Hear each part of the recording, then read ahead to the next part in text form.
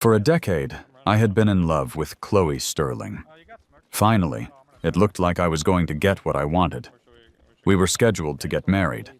About a month before the big day, she told me she needed to travel overseas for a business trip. I didn't think twice about it. I agreed happily and took over the rest of the wedding planning myself. Then, exactly 1 week before the ceremony, I was scrolling through the internet on my phone when a video popped up on my feed. It was an influencer broadcasting a wedding ceremony with his girlfriend. They were standing at the base of a snowy mountain. The girlfriend was Chloe. I clicked on the post and saw the caption. It was viral. It read, "Breakup countdown, day 7. Welcome to our wedding." The video was high quality. It showed wide shots of hills covered in perfect white snow. There was a walkway lined with fresh flowers. You could hear people cheering and shouting blessings in the background. The bride was wearing a massive dream-like wedding dress, looking even more pure than the snow around her. Standing behind her was a handsome man. His face wasn't clearly shown, but he stood there like a guard, watching over her quietly. The music playing in the background was serious and a little bit sad. If you didn't know better, you'd call it the perfect wedding. I started reading the comments. People were getting emotional. One person wrote, "This is so tragic. He can't be with her, so he's throwing a wedding just for her?" The content creator had liked that specific comment. I read the text description on the post. It went into detail about all the work they had put into this event. It said she had personally chosen his suit. She had designed the layout of the venue. She had taken care of all the boring, small tasks herself. The post said that even though she didn't really like taking photos, she patiently posed for them just to make sure he had the most authentic experience possible. I felt a weird knot form in my stomach. I unlocked my phone and checked my messages. My pinned conversation with Chloe was dead silent. I looked at the screen and realized almost all the green bubbles were from me. I had sent a message 3 hours ago asking when she was flying back. Maybe it was the time difference, I told myself. She hadn't replied. The video on my screen kept looping. The more I watched it, the more I felt that the bride's movements were incredibly familiar. It was just like Chloe. While I was staring at it, confused, some new comments appeared. One person asked, "I don't get it. What does this mean? A countdown to a breakup?" Another user jumped in to explain the lore. The creator and his girlfriend were childhood sweethearts. They were separated for a long time, and right when they met again, she found out she had to marry someone else. They can't let each other go, so they agreed to have a 30-day romance to give each other one last perfect memory. "So he's the other man, right?" someone asked. Why put it so nicely? Don't talk if you don't know anything. Just look at the creator's past posts. The girlfriend isn't doing it because she wants to. She's being forced by her family. Yeah. The creator and his girlfriend are a tragic pair, both being sacrificed for a business merger. They are in love, but can't be together. Something snapped in my head. My hands started sweating immediately. My fingers moved before I really thought about what I was doing. I tapped on the creator's profile picture. I scrolled all the way down to the first post and started reading everything carefully. Over the last month, they had been busy. They went camping, snorkeling, and skydiving. There were videos of them chasing waves on a beach, picking out gifts for each other at an outdoor market, watching movies at midnight, and taking photos while cuddling on an empty street under the moonlight. The creator was careful about privacy. He almost never filmed her face directly. But you can't hide happiness completely. In the most recent behind-the-scenes video about the wedding prep, there was a quick shot of a woman's hand. She was wearing an enamel watch, a Patek Philippe. Her fingers were thin, and her wrist was pale with a faint, small scar. I only needed one look. I knew that hand. It was Chloe. In the video clip, the creator's girlfriend, no, it was Chloe, was looking through a selection of flowers. She finally picked a bouquet of white lilies of the valley. She pulled out a single flower, trimmed the stem with focus, and gently pinned it to the lapel of his suit. The watch on her wrist caught the light and flashed. It felt like someone had shined a laser pointer right into my eyes. The pain was sharp, and it spread through my entire body. That Patek Philippe was the engagement gift I had given to Chloe. When she first put that watch on, she had made a serious promise that she would cherish it and wear it all the time. I slowed my breathing down and laughed at myself. Chloe hadn't broken her promise, technically. She hadn't even taken off the watch while she was planning a wedding with her so-called childhood sweetheart. My emotions were mixing together in my chest. I closed my eyes. As the date of our wedding got closer, Chloe had become busier with work. She was traveling constantly, disappearing for 3 days here, 5 days there. In the last few weeks, she had used the excuse of following up on the European market to stay overseas for a long time. I could easily remember how she reassured me. She said, "Things are a little crazy now, but after the wedding, I'll go on a honeymoon with you. You can pick the time and place, it's all up to you." I had been so lost in the happiness of finally marrying Chloe that I had ignored every single red flag. Until this moment. It was like I had been walking around with a blindfold on, and someone just ripped it off my face. I suddenly realized that what I thought was a solid foundation was actually the edge of a cliff. The feeling of stepping out into nothingness made my stomach drop. My phone screen lit up, went dark, and then lit up again. I glanced over just as a new message popped up. "Mr. Reynolds, which of these centerpieces do you think would be best for the reception?" It was followed by a bunch of photos. I opened the message. The wedding planner, Sarah, was still working hard, double-checking details in our group chat. I scrolled up through the history.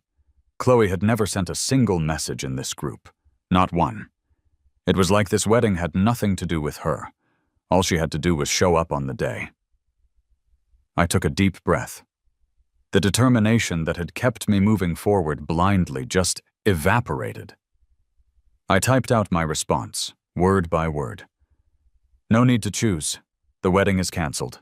We are not getting married." In the group chat, Sarah sent a series of shocked emojis. She asked anxiously what I was unhappy with, saying they could make any adjustments I wanted. Her nervousness reminded me of how I used to be when I first came to the Sterling family, desperately trying to please Chloe and her father, Mr. Sterling. I sent a few messages apologizing to her. Then I left the group chat without saying anything else. Sarah sent me a shaky private message immediately. "Mr. Reynolds, don't worry. Even though the wedding is off, we will still take care of all the follow-up arrangements." Follow-up. Right. I sent her a private transfer for a substantial amount of money and asked her to handle the rest. As I was doing it, my finger slipped and the phone jumped back to the previous app. The post I was looking at earlier was gone. It said, "Content unavailable." I typed the username in from memory. Nothing came up. The account had been deleted. For a second, I almost thought I had hallucinated the whole thing, but at almost the exact same moment, a call from Chloe came through. I stared at her profile picture bouncing on my screen. After a long time, the ringing stopped.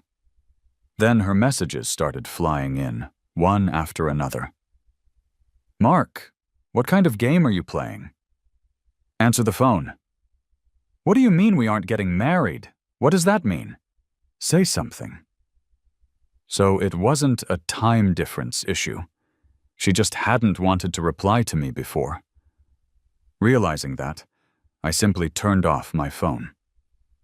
On my desk, there was still a framed photo of Chloe and me. In the picture, I was wearing my graduation cap and gown, my face half hidden behind a bouquet of sunflowers, looking at her with total adoration. Unlike the mature woman she was now, the younger Chloe couldn't hide her feelings well. She had a stern look on her face, like she didn't want to be there. But her hand was resting gently on my shoulder. I looked down at it, picked up the photo frame, and tossed it into the trash can. Back at our villa, I thought I would be tossing and turning all night. But maybe because I had already made up my mind, I felt free of my worries and actually got a rare good night's sleep. My refreshed mood lasted only until I went downstairs the next morning.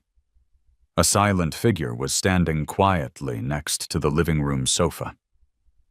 Hearing my footsteps, Chloe turned around. Maybe it was the red-eye flight, but she looked exhausted. Her eyes were bloodshot. But when she saw me, she couldn't help but sneer. "You've turned the world upside down, and you had the nerve to get some sleep?" she asked. I forced myself to be patient. "You should get some rest first. We can talk about whatever it is after you've slept." Chloe scoffed, dismissing my concern. She walked straight toward me, backing me up step by step until my back hit the wall, and she had me trapped. I looked down at her. I could smell her perfume. I held my breath, feeling an uncomfortable urge to push her away and get some space. Chloe didn't seem to care.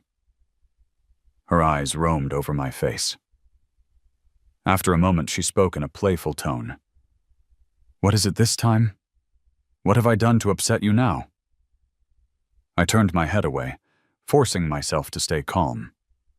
"Chloe, let's call off the engagement. You have the heart to do that?" Chloe looked like she had heard a joke. Her expression was casual. "Besides, my dad would never agree.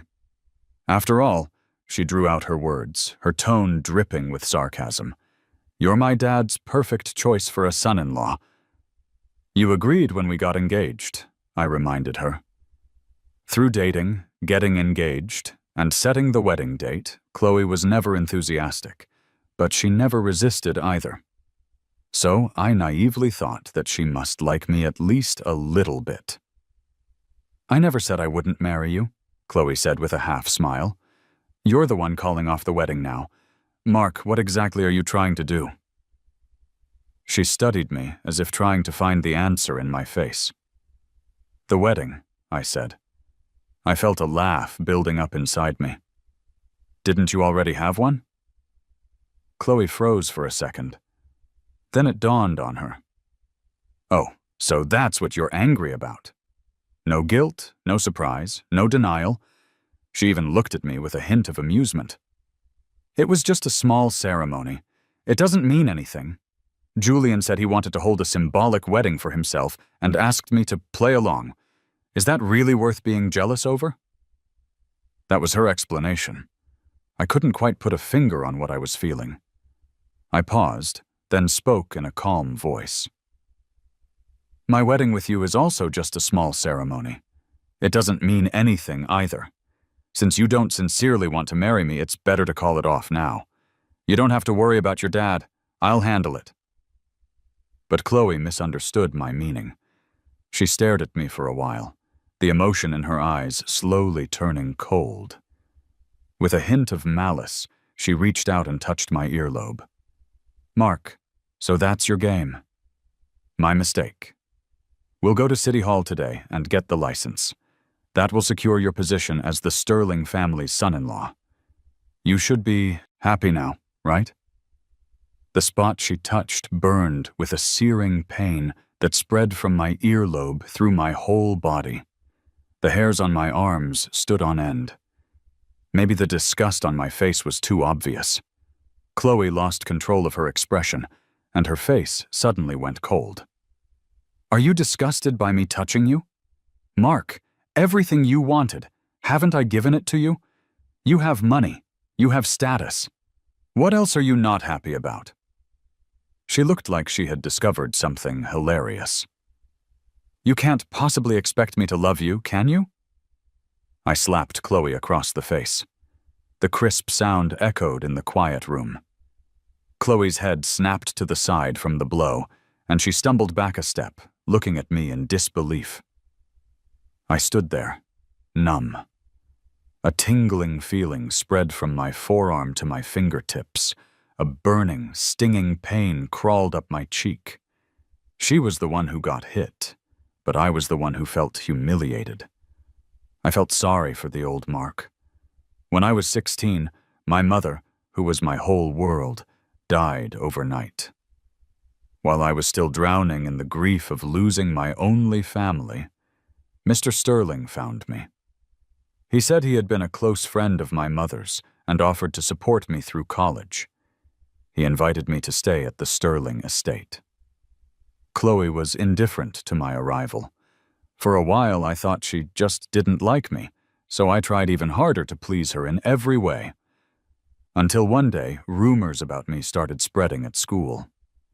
Things like how I was using the Sterling family as a stepping stone to find a buyer for myself, or how I was supposedly their ward, but was actually being raised to be their future son-in-law. The gossip reached Chloe's ears. She warned a few of the girls who had been talking trash. After that, our relationship became much closer. We went to school together, came home together, and attended all sorts of tutoring sessions together. Chloe's mother had passed away early. Mr. Sterling single-handedly supported the massive Sterling Industries. Though he was busy, he spared no expense in cultivating Chloe's abilities in every area. Thanks to her, I also started to explore fields I had never touched before. Unlike my clumsy efforts, Chloe was always at ease.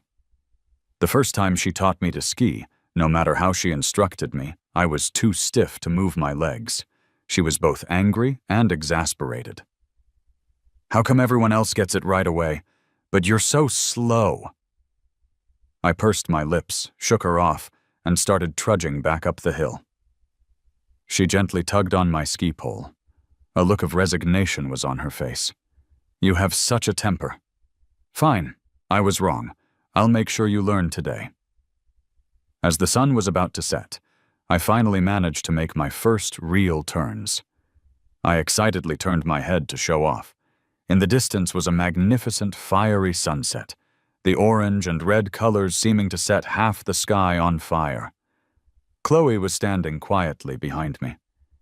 In that moment, I clearly heard the sound of my own heart falling for her. So I worked even harder. I wanted to become someone Mr. Sterling and Chloe would approve of. Even more, I wanted to become someone important to them. For a time, I thought I had succeeded. Until one day, I overheard a conversation between Chloe and her friend. Her friend teased, "How come I don't see your little shadow following you today?" Chloe's voice wasn't as calm as usual. If you listened closely, you could even hear a hint of disgust. "Don't call him that." After a pause, she added, "He's not worthy." Logically, I knew she was right. While I was struggling to correct my pronunciation and trying to get through introductory finance textbooks, Chloe was already confidently holding a wine glass, following Mr. Sterling and chatting happily with guests. Swimming, diving, skiing, rock climbing, racing, horse riding, she dabbled in everything. The gap between Chloe and me was a huge canyon of status, class, and experience. But emotionally, being told I was unworthy by the person I secretly loved still left me feeling bitter, humiliated, and ashamed. So when Mr. Sterling asked if I wanted to stay in the country with him or go abroad to study with Chloe, I chose to stay.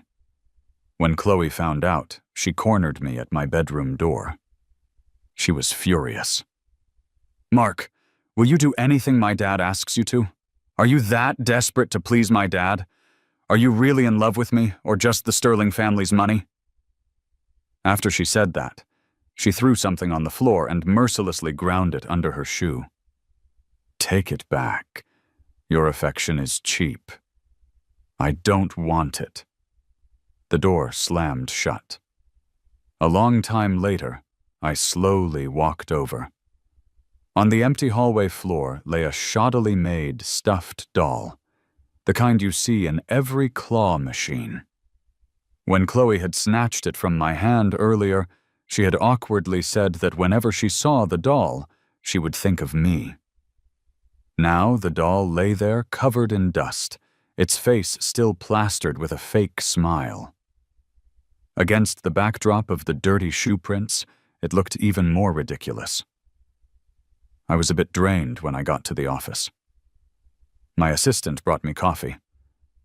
Ms. Sterling is actually in the office today, but she looks terrible. Did something happen? The black coffee tasted bitter in my mouth. I shot him a look. Do you not have enough work to do? He immediately straightened up. The head of Lumina Systems will be here in half an hour for a meeting. It turned out to be someone I knew. When he saw me, the man who was already seated stood up again, extended his hand, and introduced himself. Hello, I'm Julian Chen. As we shook hands, I could feel my fingertips were cold and slightly trembling. Julian winked at me. You must be Chloe's fiancé, right? Chloe has told me about you. Actually, Chloe and I grew up together. If I hadn't gone abroad with my dad when I was 15, we could have met a long time ago. No wonder he said in his post that he and Chloe were childhood sweethearts. It turned out my arrival had just filled the spot he had left vacant. For a moment, a whirlwind of chaotic and crazy thoughts flashed through my mind. I pulled my hand back. We're on a tight schedule. Let's get down to business. Julian looked disappointed and said to someone behind me, Chloe, your fiancé is so serious. Chloe walked past me, glancing at me intentionally as she did. The broad strokes and framework of the collaboration had already been decided. This meeting was just to go over the terms and details one more time. As we were about to wrap up, Julian suddenly asked, Is there any room to negotiate on the profit margin? I was a little surprised. Mr. Chen, do you have an objection? Julian rested his chin on his hand. As you know, my dad used to run Lumina Systems, and I just took over, so I'm not too clear on the ins and outs of all this. But Lumina's scale is different from a few years ago. I'm afraid it wouldn't be appropriate to stick to the old model, right? Chloe, what do you think? He turned his head to look at Chloe. But Sterling Industries' partnership with Lumina has always... Times have changed, Julian interrupted me. Now that Chloe is in charge of Sterling, things will naturally be different from when Mr. Sterling was at the helm. I don't know which of his words struck a chord with Chloe, but after a moment of thought, she actually nodded. I'll consider it. I was about to speak up, but Chloe shot me a warning glance. Julian closed his laptop. You two can discuss this privately later. Just get me a result as soon as possible. With the business done, he curved his lips into a smile. Chloe, lunch together? He turned to me, not bothering to hide the victorious look on his face. Would you like to join us, Mr. Reynolds? Speaking of which, he looked me over carefully. I can't shake the feeling that we're kindred spirits. His assistant chimed in. Mr. Reynolds and you do have a similar look, sir. That's enough, Julian said, faking a reprimand. I kept a straight face. I have other work to do. I won't be joining you. Chloe followed me into my office. As she approached my desk, she frowned. Where's our photo? Also, you can't agree to Julian's terms. We spoke at the same time. Chloe raised an eyebrow. Mark, it's after office hours. She looked down and fiddled with her phone. The phone in my hand vibrated twice. I picked it up and saw that she had added me back to the wedding planning group chat. Sarah, the planner, sent a confused question mark. Chloe? The wedding is back on. Don't cancel, Chloe typed. She produced a velvet box from somewhere. Inside was a men's ring with a simple, understated but expensive design with tiny diamonds set into the inner band. Chloe pushed the ring toward me. You mentioned wanting to go to Antwerp a while ago. I happened to be passing through a few days ago, and I think you'll like this one. What a coincidence. I had seen this ring in Julian's post. He wrote that he and his girlfriend had been visiting Antwerp and had found a piece of jewelry they loved. She asked me what I thought of this ring. I told her the design was too conservative, like something an old man would wear, and it made her laugh. It was so strange. I had only seen it once, but I could recall every word. Did Julian help you pick it out? Chloe was a little surprised, but admitted it. Yes. You know I'm not good at picking these things. Her voice trailed off as I tossed the ring into the trash can. Her face darkened, and her tone was sharp. Mark, what is wrong with you now? I thought I made myself clear this morning. Meeting her gaze, I repeated, I want to call off our engagement. You can marry whoever you want. It has nothing to do with me. What are you so upset about? Chloe asked, completely baffled. You were the one who proposed marriage. You were the one my dad chose. I agreed. What more do you want? I was exhausted. Then just assume I regret it. Regret it? The wedding is just a few days away. Guests are already arriving, and you're regretting it now? Chloe's voice was grim. I let out a laugh. You can still have the wedding. You'll just have to swap out the groom. I offered the suggestion sincerely. A strange expression flickered across Chloe's face. What do you mean? I was glad I had saved Julian's post. I handed her my phone, and Chloe read it intently. A moment later, she relaxed completely. Even her voice sounded a couple of shades lighter. I didn't know Julian posted all that. You don't have to explain to me. I cut her off. It has nothing to do with me.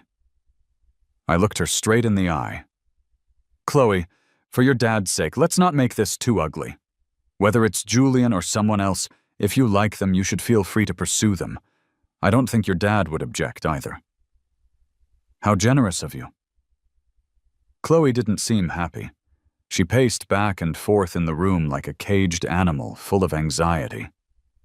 After a while, she stopped in front of me, adopting a look of concern. If you don't marry me, who else will you find? If you leave the Sterling family, leave me, you might not find anyone with better prospects.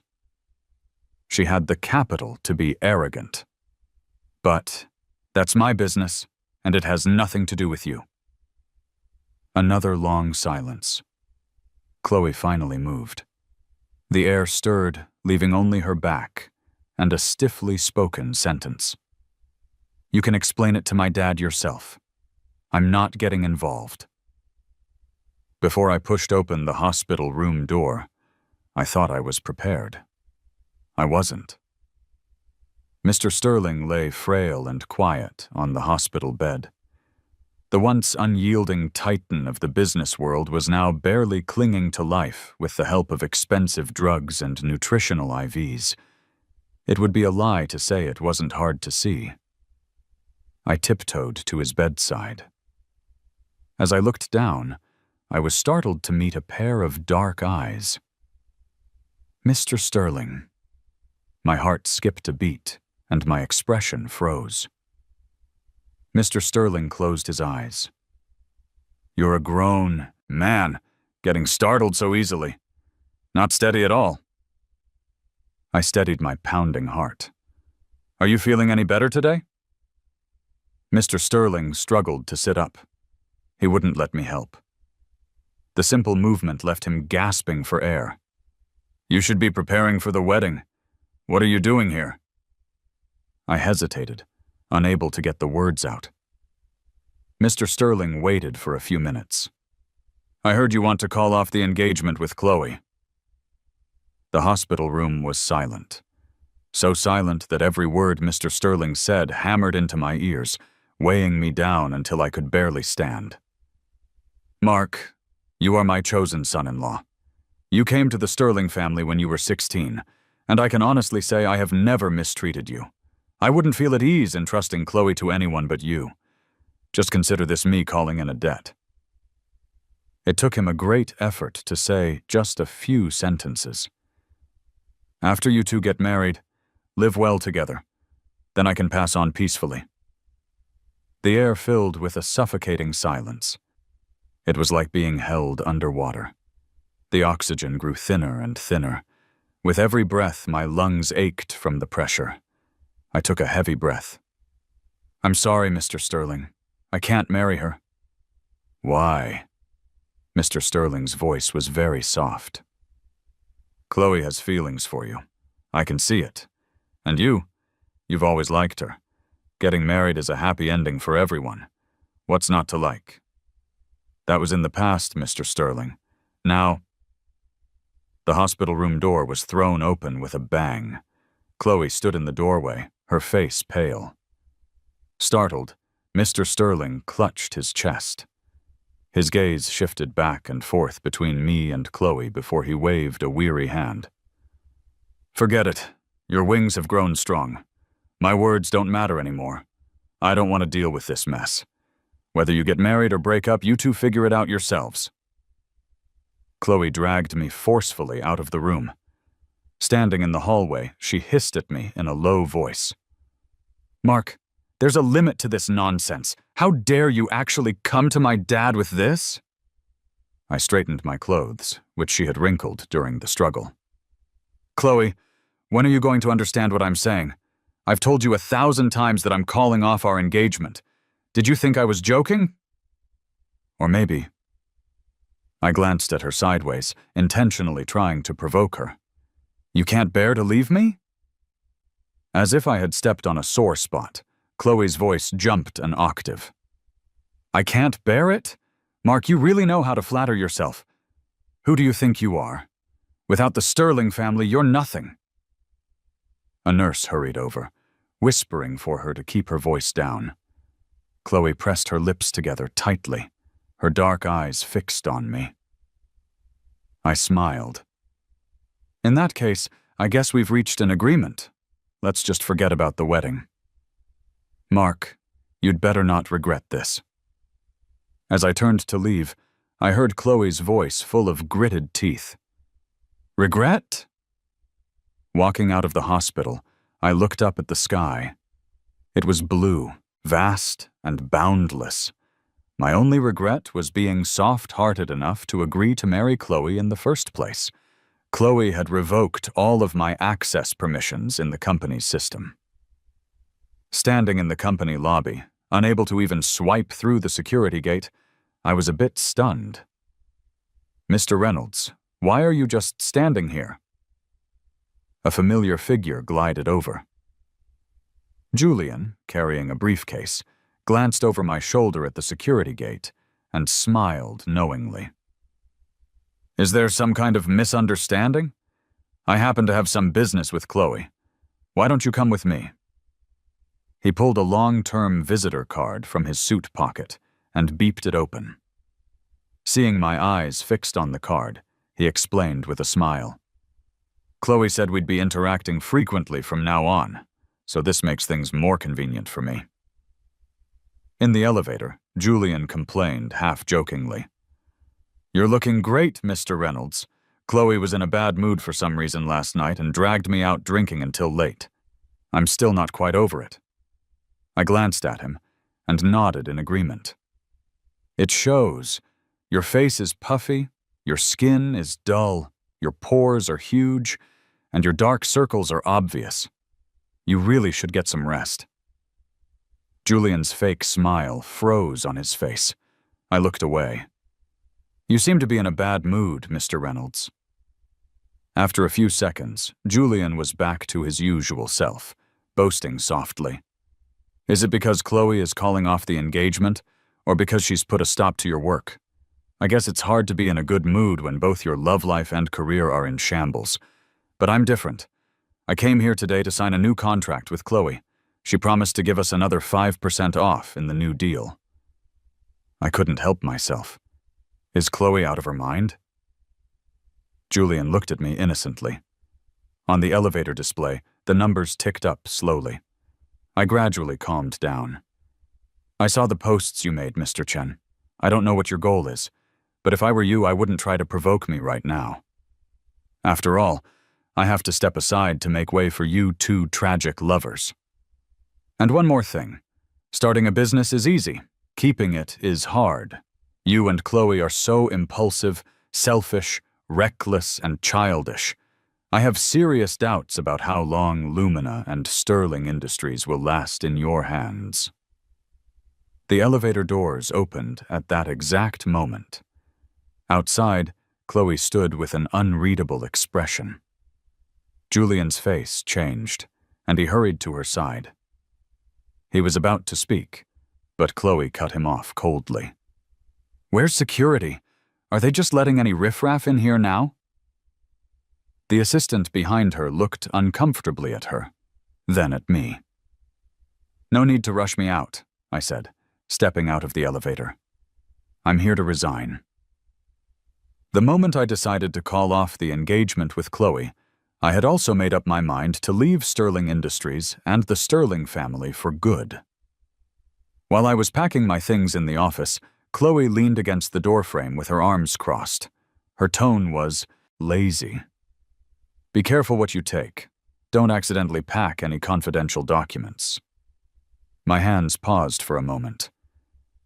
Having second thoughts? I guess it makes sense. After all, you've been my dad's lapdog for so many years, clawing your way up to this position. Chloe spoke slowly and deliberately. Too bad Sterling Industries doesn't need an outsider like you meddling in its affairs. I lowered my eyes. It seemed Chloe would never learn how to speak kindly. When she was unhappy, she had to make everyone around her unhappy too. Back when I still loved her, I was often hurt by the casual malice she'd let slip. Now that I didn't love her anymore, hearing her say such thoughtless things just made me find her tiresome. I earned this position with my own abilities, which is better than you just using Sterling Industries to do favors. You should be more careful not to let your father's life's work crumble in your hands. I dropped what I was holding. There's nothing here worth packing. You don't need to watch me. I started working for Mr. Sterling in my sophomore year of college. I had rotated through every department at Sterling Industries, working my way up from the most junior positions to having my own office. I could say with a clear conscience that I had done right by the company and Mr. Sterling.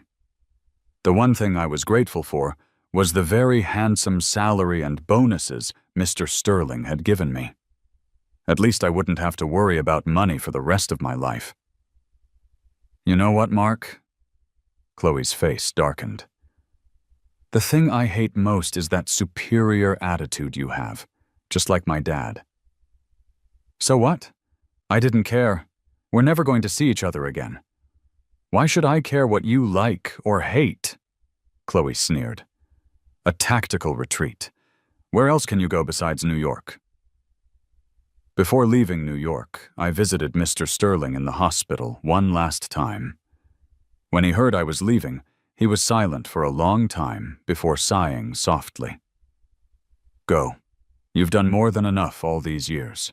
It's Chloe who has no luck, who doesn't know how to cherish what she has. One day, she'll regret it. You take care of yourself. Mr. Sterling closed his eyes. A silent farewell. I didn't know where I could go. All my memorable years had been spent in New York. Most of that time was spent chasing the approval of Mr. Sterling and Chloe. Chloe had so fiercely occupied the most important places in my life as family and friend that there was no room for anyone else. Looking back, I was shocked at how empty my past experiences had been. I chose Seattle as the first stop on my journey. My mother's hometown. Before the plane took off, I received a call from an unknown number. The person on the other end didn't speak. There was only the sound of empty wind in the receiver. There was no doubt who was calling. I hung up without hesitation. The first thing I did after landing was get a new phone number. After traveling all over the country, I still chose to return to Seattle. I bought a small waterfront house and opened a modest woodworking studio, selling some handcrafted items. The teacher who taught me the basics said that wood is honest. You have to work with the grain, not against it. Watching a rough block of wood slowly transform into something useful and smooth, I felt like I was regaining the courage to take control of my own life. Maybe I got lucky. One of my chair designs became a small hit. The studio gradually built up a stable clientele. The next time Chloe called was 6 months later. I was waiting for some varnish to dry on a table. The sky was not yet light, with a sliver of dawn showing on the edge of the dark blue sky. The world was still asleep. It made the voice on the other end of the line sound as soft as a whisper. "Mark, I have no family left." I took the earliest flight back to New York. Chloe sent a driver to pick me up. As soon as I got in the car, the driver handed me a food container. "Ms. Sterling specifically asked the chef to make you breakfast according to your old preferences. Please have some." The container was warm to the touch, a faint aroma seeping from the lid. I had no appetite, so I set it aside. In just a year, the once familiar streets now seemed a bit strange. I sighed, and meeting the driver's curious glances in the rearview mirror, I asked, "How is Chloe now?" "She's very heartbroken." The driver opened up, chattering on.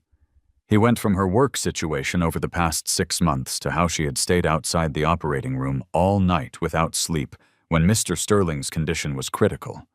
He nearly gave me a minute-by-minute account of her daily schedule. "But with you here to accompany her, she'll definitely get through it." I listened distractedly. "Chloe told you to say all this, didn't she?" He abruptly stopped talking, a look of embarrassment on his face. As we drove down a street, he let out a long sigh and mumbled, "Actually, the day you left New York, Ms. Sterling went to the airport to see you off. She pushed off all her work and sat at the airport for a whole day. Every time someone came out of the terminal, she thought it was you having changed your mind. She even asked me if you had really left. I've been driving for her for so many years, Mr. Reynolds. I've never seen her like that. Actually, she really, really cares about you." I didn't say anything. The driver worked for Chloe. It was only natural for him to side with her. But the words he said didn't make me feel anything. Does Chloe care about me? Perhaps. But that kind of caring was more like the sadness that comes after a habit is broken. It's like when a favorite tool suddenly goes missing. Every time you need it, you can't help but think how much better it would be if that tool were still there. But life doesn't stop just because a tool is gone. The car slowly pulled over by the side of the road near the funeral home. I turned my head and saw Chloe standing not far away. Her head was bowed, her messy bangs covering her eyes. The well-tailored women's suit she wore was wrinkled and hung loosely on her body after a long night. She looked like a dark cloud. Hearing the car, she looked up, and then took a few small running steps in my direction. I pushed open the car door. The moment she saw me, Chloe paused. After a moment, she walked over step by step. "You're here." She lowered her eyes, her tense voice betraying a subtle choke. Now that she was closer, I realized she was much thinner than before. She had the tired look of someone recovering from a long illness. "My condolences," I said in a low voice. Chloe's eyes instantly turned red. As if she couldn't bear it any longer, She stepped forward and threw her arms around me. I froze in shock. Just as I was about to push her away, Chloe buried her head in my neck, her back arching as she trembled slightly. Warm tears soon soaked the shoulder of my jacket. Chloe's emotions came on fast and went just as quickly. She soon let me go. Though the corners of her eyes were still red, her expression was back to normal. "Sorry, I lost my composure a bit." "It's okay. It's understandable." Chloe smiled bitterly. "Mark, do you have to be so distant with me? Let's go." I avoided her gaze. "Everyone's waiting for you." Behind me, I thought I heard Chloe let out a very quiet sigh. After being bedridden for so many years, Mr. Sterling's funeral arrangements had been prepared long in advance. The memorial photo had been chosen long ago. It was a picture of him in his youth. Even in black and white, you could see his energy. He had the charisma of the business type, I remembered. Chloe forced herself to stay strong, receiving wave after wave of friends and family who came to pay their respects.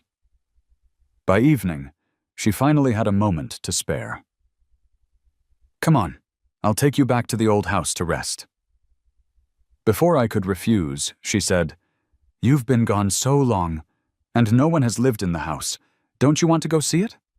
Before my dad passed, he changed his will. There's something in it for you. Even if you want to cut ties with me, you have to wait until everything here is settled, right?" I considered it for a few seconds and agreed. Chloe visibly relaxed. She dismissed the driver and drove herself. The car was also different from the one this morning. It was the luxury SUV she usually drove. I opened the door and fell silent. On the center console sat a familiar stuffed doll. Its childish style clashed with the polished wood interior.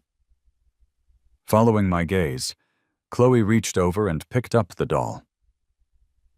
"A while ago, when we were cleaning out the old house, the maid found this in the corner of your bookshelf." Her tone was nostalgic. "Mark, I can't believe you still kept this." I hadn't rested since morning and my head was starting to ache. "It's just some cheap junk. Keeping it just takes up space. You should throw it out." As the words fell, the car went dead, silent. Chloe's lips were pressed tightly together, her hands gripping the steering wheel so hard her knuckles turned white. The streetlights cast flickering shadows. In a passing flash, the pain in her eyes was clear. I pretended not to see. The seats were soft, and as I was drifting off to sleep, I suddenly thought of something. "By the way, from now on, don't have your assistant anonymously buy things from my studio." Chloe shot me a flustered glance. "You knew?" "It was just a guess. Not long after the studio opened, it received an order from New York. After that, whether there were new items or not, that address would regularly place orders for a fixed quantity." I sat up straight and turned slightly. "Chloe, is this your way of giving me charity?" "No." Chloe rushed to deny it. "Why would you think that? I never wanted to give you charity. I just wanted to offer you some help where I could." "I don't need it," I smiled. "The biggest help you could give me is to stop bothering me." This time it was Chloe's turn to pretend she hadn't heard. The old house hadn't changed much since I left. It was clear someone had been maintaining it perfectly. Standing under the porch, I felt a wave of emotion. "There was a time you did poorly on a test and were afraid to go home, so you hid right here." A warm body pressed close from behind.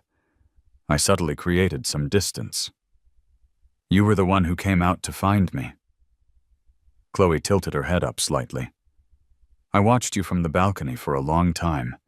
You were holding your report card and your eyes were red." She looked like she was lost in a sweet, cherished memory. "Then you looked at my score and laughed, saying that for how hard I studied, even a pig wouldn't have gotten a score that bad." Chloe's horrified expression told me she didn't remember. "I know you didn't mean it." After that day, Mr. Sterling hired several additional tutors for me. The new teachers specialized in my weak subjects and were very good at adjusting their approach based on my feedback. Privately, one of them told me it was Chloe who had given him the advice. How should I put it? Chloe's kindness toward me was like a piece of candy hidden under layers of broken glass. You had to endure pain and bleeding hands just to taste that pitifully small bit of sweetness. Chloe's face instantly turned pale. She turned and left in a hurry. Her panicked retreat could only be described as fleeing.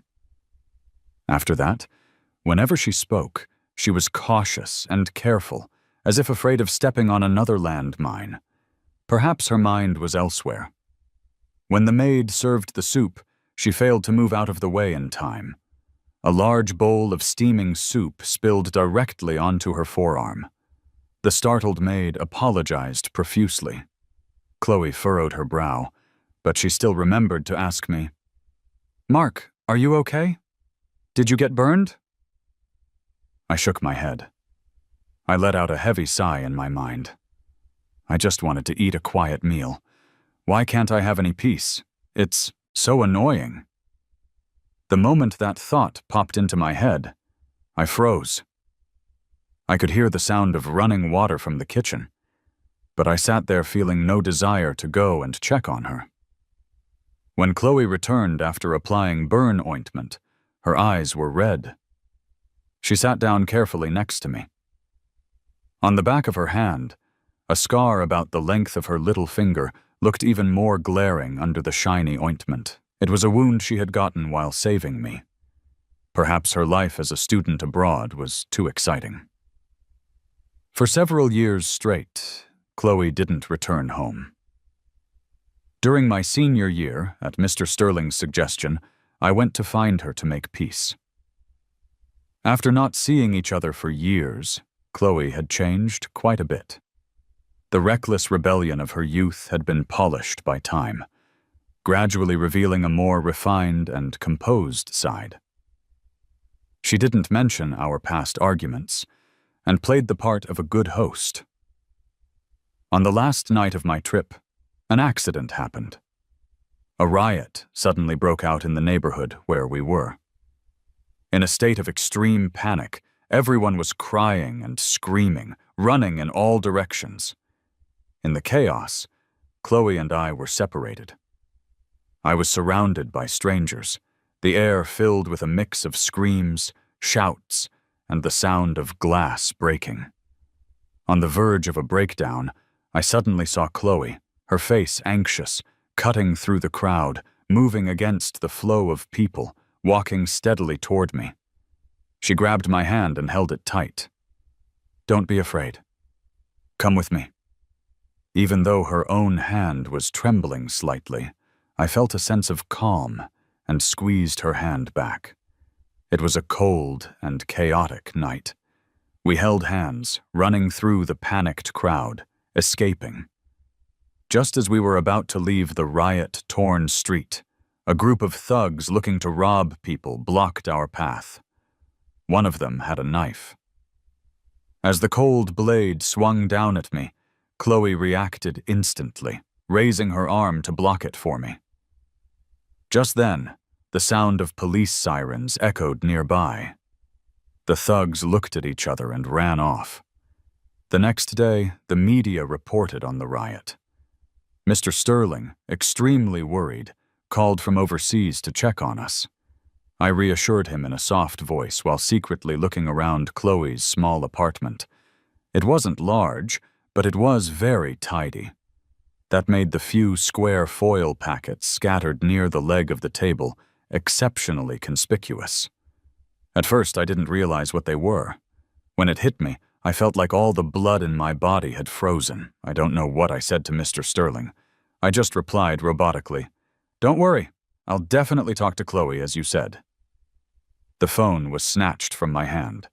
In my ear, Chloe's furious voice sounded distant and weak, as if filtered through water. "So that's why you suddenly came to see me." "It was my dad's orders?" Oh, Mark, you really are a loyal dog. She had used too much force, and her bandaged wound split open again, seeping a little bit of blood. That time, we parted on bad terms. Chloe didn't come home that year either. Meanwhile, Sterling Industries started losing market share due to a series of bad executive decisions. I stayed by Mr. Sterling's side, accompanying him as he negotiated everywhere to turn the tide. Later, Chloe returned after finishing her studies and took over the company. Mr. Sterling assigned me to work with her. Our professional collaboration helped us break the ice, and our relationship gradually grew closer again.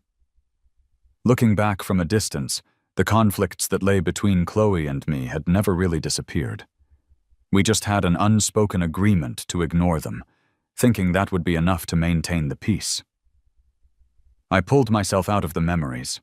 My eyes met Chloe's, which were full of sadness. She gave a bitter smile. You know, Mark, in the past, if you saw me get hurt, you would have rushed to treat my wound, scolding me for not being careful enough and acting like it was the end of the world, insisting I go to the hospital. I probably would have had to comfort you and tell you it was no big deal to stop you from crying. I smiled too. Sounds pretty annoying. After a pause, I added, and foolish. Not foolish at all, Chloe argued. I was the foolish one. Her voice was low and raspy. I was so foolish I didn't dare admit I liked you. I was afraid you were only nice to me because I was Mr. Sterling's daughter. When you said you wanted to marry me, I was truly happy. But there was a voice in my head constantly questioning whether you genuinely wanted to marry me or if it was because my dad asked you to. I didn't dare ask you for confirmation, so I just ran far away. I never thought I would run into Julian, and I certainly never thought he would post those things. Later, when you said you wanted to call off the engagement, I was furious and said a lot of hurtful things without thinking. That wasn't what I meant. But then you really left without a moment's hesitation. Mark, you have no idea how much pain I was in. We were so close to getting married. Whether you truly loved me or it was for some other reason, what does it matter as long as you were by my side? Mark, I regret it. Come back. Come back to me. You're all I have left. She grabbed my hand desperately, her tear-filled eyes locked on mine. I had never seen Chloe cry so miserably. Hot tears fell on the back of my hand. I flinched, my fingers curling slightly. I slowly pulled my hand away. Chloe, you're just not used to it. You'll get over it. Even the deepest, most painful wounds will heal one day. That's how I got through it, bit by bit. Chloe's eyes were red. You still won't forgive me? I shook my head. I don't blame you anymore. Which meant there was nothing to forgive. I pulled out a few tissues and handed them to her. You only feel resentment when you care, and you only feel hatred when you love. Stop talking. Chloe covered her face, her voice muffled. Let me finish, I said slowly. After all, it seems like we've never really had a proper talk, and we won't have the chance again. Chloe, are you saying you never felt that I loved you? I watched her turn her face away and laughed without realizing it. I don't think so. You were just ashamed to admit that you could fall for someone you considered unworthy in every way. So, you took advantage of my love and did whatever you wanted, trampling on my feelings time and time again. You tested the limits of my tolerance to confirm the purity of my love for you. You were so sure I would never leave you, so you were reckless. You said you didn't dare ask me for confirmation, so you ran away. You said nothing happened with Julian, so you could run around with him and hold a wedding without a shred of guilt. You called me a social climber, so you kicked me out of Sterling Industries without a second thought. Now that you're all alone, you say you can't live without me and want me to come back. Chloe, the world doesn't revolve around you. You didn't understand that when you were 18, and you still don't understand it now. When Mr. Sterling's will was read, Chloe wasn't there. Her assistant attended on her behalf. In his will, Mr. Sterling specifically left me the old family house and his personal collection of art and antiques. To my surprise, he also left me 3% of the shares in Sterling Industries. After signing the official documents, the lawyer politely stated that he would handle the procedures for me. On a whim, I suddenly said to Chloe's assistant, "Actually, when you compare, Mr. Sterling was pretty generous." The assistant pushed up his glasses and changed the subject. "Ms. Sterling also has some documents that require your signature." The villa we had bought for the wedding, Chloe signed it over to me. On top of that, she also gifted me a Class A commercial office building in Seattle. Ms. Sterling also said that the doors of Sterling Industries are always open for you. You can come back anytime.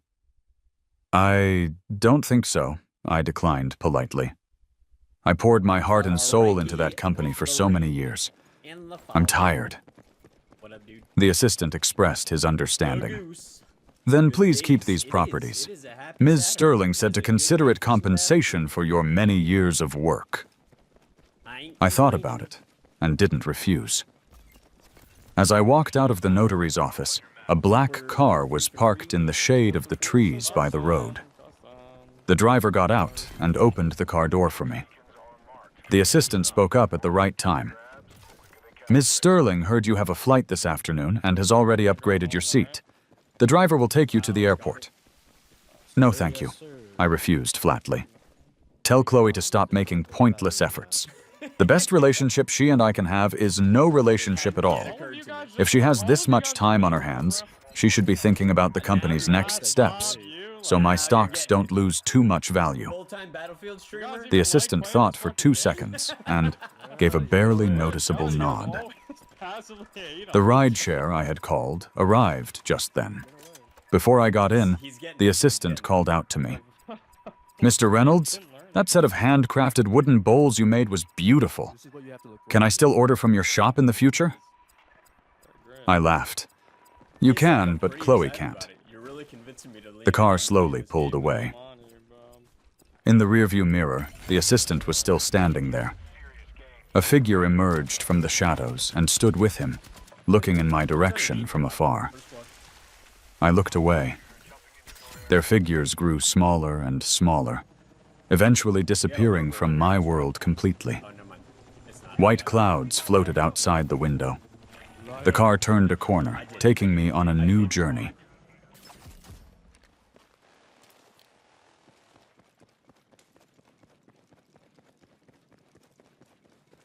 I think this entire team is just numb to winning.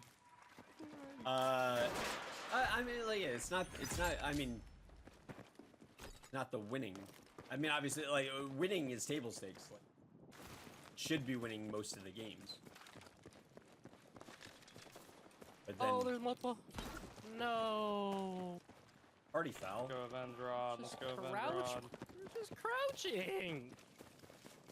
Bro, I played that new, the, like, dark, nightfall, whatever, dark mode, game mode yesterday. Shit, yeah. And, one of my teammates couldn't figure out that you, like, can turn on night vision. So he was just walking around ADS with a thermal.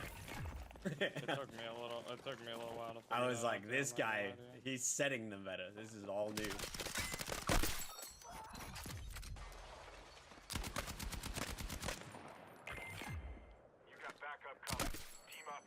Where are the enemies? I almost saw them. Oh, in the garage. There you go. Okay. Nice, nice. Very good, very good. I feel like that wasn't even worth it, you know? I feel like It was to avenge Rod. That's true. That's true. It's always worth it. Rod always avenges me. I don't know why he's being mean today. Rod is always so nice. This is who I am, buddy. Oh man, you're always so nice. Well, somehow. I am being very nice. Tank other side of golf. Or other side I of haven't trip broke on houses. you, Bob. Yeah, Just trip grab that houses. custom and start frying them. What do you think about that? Another team coming from the RDP hill. I like you, Jump VG. tower hill, jump You're a tower bundle hill. of joy. Sometimes. Ooh. Talk to me here, Bob. 3 of them are dead. I don't know. Where I'm gonna go run it again. They're from jump tower hill. Are they already being or open the tank?